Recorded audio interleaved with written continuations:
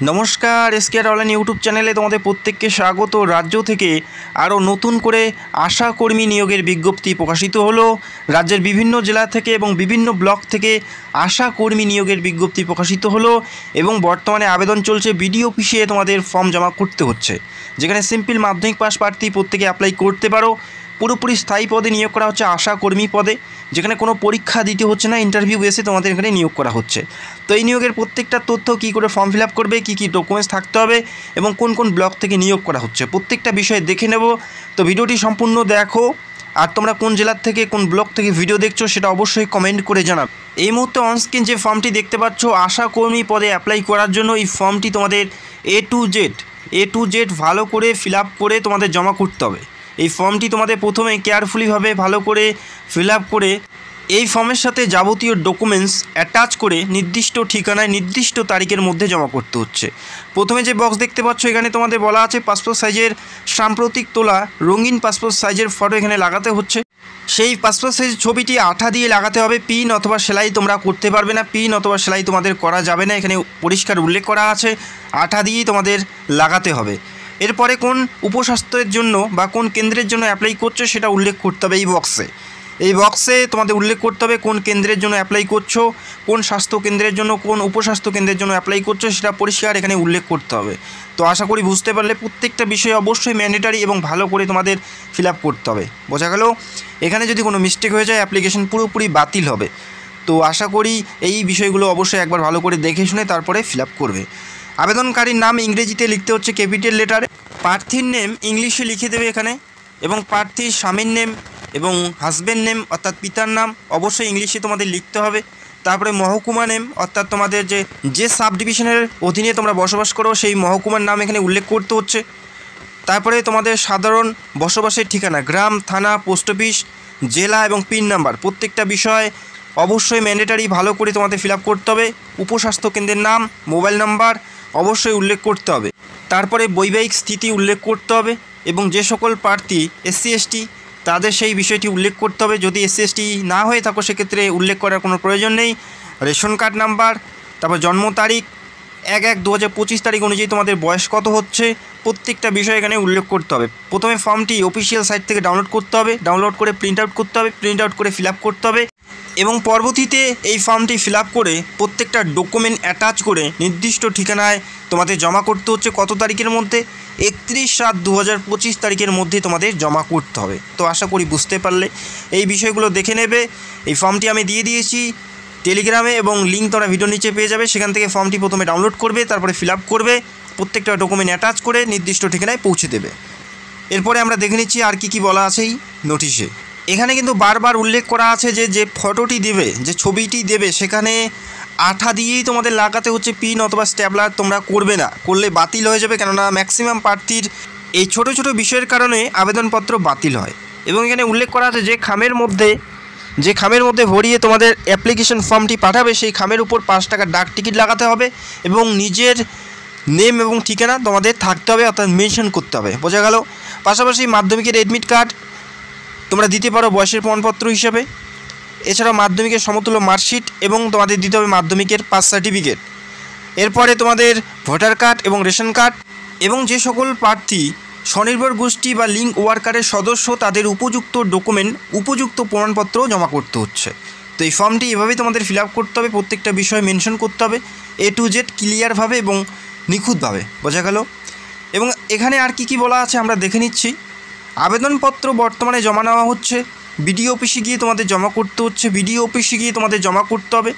এবং আবেদনপত্র জমা নেওয়ার শেষ তারিখ হচ্ছে 31/7/2025, অর্থাৎ 31শে জুলাইয়ের মধ্যে তোমাদের আবেদনপত্র জমা করতে হবে বিকেল 5টার মধ্যে। বিকেল 5টার মধ্যে 31/7/2025 তারিখের মধ্যে তোমাদের জমা করতে হবে। এবং পরবর্তীতে কবে তোমাদের ইন্টারভিউ হবে সেই বিষয়ে তোমাদের সেখান থেকে জানানো হবে। বোঝা গেল? যে নাম্বারটি দিয়ে অ্যাপ্লাই করবে সেই নাম্বারে SMS অথবা কলের মাধ্যমে তোমাদের জানানো হবে কবে তোমাদের ইন্টারভিউ থাকবে। এখানে বলা আছে অসম্পূর্ণ এবং ত্রুটিপূর্ণ আবেদন করলে পুরোপুরি বাতিল হবে। সেটা ত্রুটিপূর্ণ কি? যদি কোনো ভুল ইনফরমেশন দাও বা যদি সেই ফর্মের সাথে কোনো ডকুমেন্টস তোমরা না দিয়ে থাকো সেক্ষেত্রেও তোমাদের আবেদনপত্র বাতিল হবে। তো যে ফর্মটি তোমরা দেখতে পেলে সেখানে তোমাদের A to Z fill up করতে হবে এবং যা যা ডকুমেন্ট চাওয়া হয়েছে প্রত্যেকটাই তোমাদের দিতে হবে। সেখান থেকে যদি কোনো ডকুমেন্ট না দিয়ে থাকো অ্যাপ্লিকেশন বাতিল হবে। বোঝা গেল? প্রার্থী স্বাক্ষর সহ 2 কপি পাসপোর্ট সাইজের রঙিন ফটো তোমাদের দিতে হবে, আর অবশ্যই ফটোতে স্বাক্ষর থাকতে হচ্ছে, অর্থাৎ সিগনেচার থাকতে হবে। বোঝা গেল? এখানে বলা আছে আবেদনপত্রের কোনো একটি পত্র, একটু আগে যেটা বললাম, কোনো একটি ডকুমেন্ট যদি তোমরা সেই ফর্মের সাথে না দাও সেটাও কিন্তু অসম্পূর্ণ আবেদনপত্র হিসাবে বিবেচিত করা হবে বা অ্যাপ্লাই পত্র পুরোপুরি বাতিল হবে। বোঝা গেল? অর্থাৎ প্রত্যেকটা ডকুমেন্ট তোমাদের দিতেই হবে এই ফর্মের সাথে। এরপরে কি বলা আছে আমরা দেখে নিচ্ছি, এবং পরবর্তীতে কবে ইন্টারভিউ হবে, তারিখ, সময় এবং স্থান পরবর্তীতে তোমাদের ইনফর্ম করে দেওয়া হবে, এটা পরিষ্কার উল্লেখ করা আছে। এরপরে বলা আছে যারা স্বনির্ভর গোষ্ঠী থেকে অ্যাপ্লাই করবে তাদের ক্ষেত্রে তাদের উপযুক্ত প্রমাণপত্র জমা করতে হবে, যদি প্রয়োজন থাকে তবেই, না থাকলে এই প্রমাণপত্র দেওয়ার কোনো প্রয়োজন নেই। এবং পাশাপাশি যারা SC ST প্রার্থী অ্যাপ্লাই করবে তাদের ক্ষেত্রেও সেই SC ST সার্টিফিকেট জমা করতে হবে, যদি SC ST হয়ে থাকো সেক্ষেত্রেই তোমাদের জমা করতে হবে। এরপরে এলাকার বাসিন্দা হিসেবে তোমাদের দিতে হবে ভোটার কার্ড এবং রেশন কার্ড। এরপরে জন্ম তারিখ হিসেবে তোমাদের মাধ্যমিকের এডমিট কার্ড দিতে হবে, মাধ্যমিকের এডমিট কার্ড তোমাদের জমা করতে হচ্ছে। এরপরে আর কি বলা আছে আমরা দেখে নিচ্ছি A to Z। ভিডিওটি দেখতে থাকো এবং চ্যানেলে নতুন হলে চ্যানেলটাকে সাবস্ক্রাইব করে রাখবে এবং তোমাদের জেলার নামগুলো কমেন্ট করে জানাবে। বয়স 1/1/2025 তারিখ অনুযায়ী তোমাদের বয়স থাকতে হচ্ছে 30 থেকে 40-এর মধ্যে। যারা জেনারেল প্রার্থী, যারা জেনারেল 30 থেকে 40-এর মধ্যে বয়স থাকতে হচ্ছে তবেই তোমরা অ্যাপ্লাই করতে পারবে। এবং যারা SC ST প্রার্থী তাদের বয়স 22 থেকে 40-এর মধ্যে থাকতে হবে, 22 থেকে 40-এর মধ্যে থাকতে হচ্ছে। যারা SC ST প্রার্থী তাদের বয়স 22 থেকে 40-এর মধ্যে থাকতে হচ্ছে। এবং যারা সাধারণ প্রার্থী অর্থাৎ UR তাদের ক্ষেত্রে 30 থেকে 40-এর মধ্যে বয়স থাকতে হচ্ছে। 1/1/2025 তারিখ অনুযায়ী তোমাদের বয়সটি ধরা হচ্ছে। মাধ্যমিক পাস থাকতে হচ্ছে, মাধ্যমিকে যে কোনো পার্সেন্টেজ নিয়ে মাধ্যমিক পাস করলেই তোমরা অ্যাপ্লাই করতে পারো।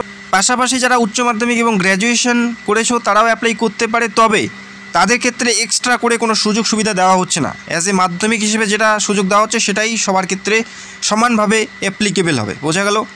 এরপরে বলা আছে এখানে শুধুমাত্র মহিলারাই অ্যাপ্লাই করতে পারছে, যারা বিবাহিতা মহিলা তারাই অ্যাপ্লাই করতে পারছে, যারা আনমেরিড তারা কিন্তু এখানে অ্যাপ্লাই করতে পারছে না। পাশাপাশি বিধবা এবং যারা ডিভোর্সি তারা এখানে অ্যাপ্লাই করতে পারে, এবং যারা বিবাহ বিচ্ছিন্ন প্রার্থী এখানে অ্যাপ্লাই করবে তাদের উপযুক্ত প্রমাণপত্র অবশ্যই তোমাদের জমা করতে হবে। আবার জানাচ্ছি আশা কর্মী পদে অ্যাপ্লাই করার জন্য বা আবেদন করার জন্য অবশ্যই বিবাহিতা হতে হবে। যারা আনমেরিড তারা অ্যাপ্লাই করতে পারবে না। আনমেরিড যারা রয়েছে তোমরা শুধুমাত্র ICDS অ্যাপ্লাই করতে পারবে, আশা কর্মী পদে অ্যাপ্লাই করতে পারবে না। বর্তমানে কোথায় নিয়োগ করা হচ্ছে? হাওড়া জেলার থেকে নিয়োগ করা হচ্ছে। হাওড়া জেলার উলুবেড়িয়া মহকুমার অন্তর্গত বিভিন্ন গ্রাম থেকে এই নিয়োগটি বর্তমানে চলছে। আবেদন চলবে 31শে জুলাইয়ের মধ্যে।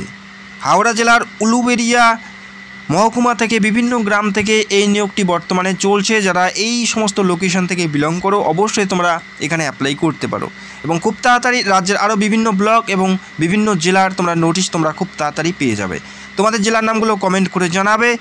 এই মুহূর্তে উলুবেড়িয়ার যে সমস্ত ব্লক থেকে নিয়োগ করা হচ্ছে, যেমন আমতা 1, আমতা 2, বাগনান 1, বাগনান 2, এই সমস্ত ব্লক থেকে নিয়োগ করা হচ্ছে। নোটিশের লিঙ্ক তোমরা ভিডিওর নিচে পেয়ে যাবে, সেখান থেকে অবশ্যই একবার চেক করে নেবে। এছাড়াও শ্যামপুর 1, শ্যামপুর 2 এবং উলুবেড়িয়া 1 এবং 2 এই সমস্ত ব্লক থেকে নিয়োগ করা হচ্ছে, এবং কোন কোন গ্রাম থেকে নিয়োগ করা হচ্ছে এই নোটিশে পরিষ্কার উল্লেখ করা আছে।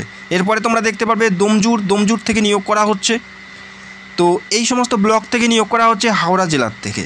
খুব তাড়াতাড়ি তোমরা রাজ্যের আরও বেশ কিছু জেলার আশাকর্মী নিয়োগের বিজ্ঞপ্তি তোমরা দেখতে পারবে, এবং যখনই নোটিশ প্রকাশিত হবে সবার আগে ভিডিও করে তোমাদের জানানোর চেষ্টা করব। সেক্ষেত্রে অবশ্যই নিজের জেলার নামগুলো কমেন্ট করে জানাবে।